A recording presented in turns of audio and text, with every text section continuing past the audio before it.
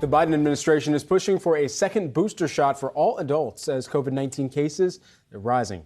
Yahoo Finance's Anjalee Khemlani joins us now with the latest. Anjalee? That's right, Brad. So we're looking at, of course, that rise of the BA.5 cases right now, and that is what is spurring this discussion among the health experts that advise President Joe Biden to look at rolling out second boosters broadly for Americans. We've been waiting for that action to take place, and the White House COVID-19 response team just met and discussed a lot about this. The concern really coming from those over 50 who have had access to these vaccines and these boosters. Only 28% of them over 50 and only 34% over 65 have currently got them. Meanwhile, we're facing this rise in cases, and the threat to those older has been more severe infection. And so that's where the concern is coming from.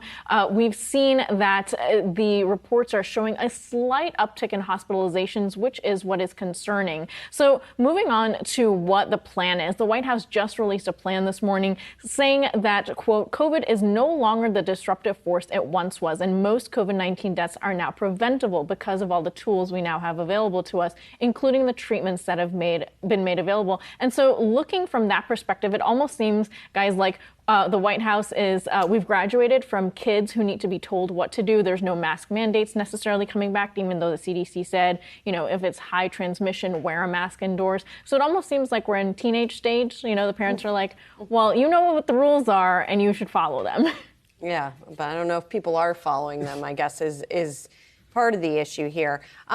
Meanwhile, United Health and other insurance companies are investing in affordable housing. On another note, entirely. Yeah, entirely. So tell us about that. Yeah, so this has been interesting. They've been actually doing it for quite some time, over a decade and almost two in some instances. And what we're finding is that these large insurers have really been taking advantage of low-income housing tax credits available at the federal level. And that has been used to help invest in these affordable housing projects. United Health just announcing a new one today in Boston that helped close the deal on 3 new projects. Why is this important? Why are insurance essentially acting as banks to help? It's largely because of what we know as social determinants of health, and that's basically a part of health equity. And that's where a lot of focus is right now for these insurers, is how to reduce the cost overall to the healthcare system. But it's a really interesting avenue that they've chosen. And the reason why they can do this is because a lot of these tax credits that are essentially allotted to states are left on the table when developers locally cannot find,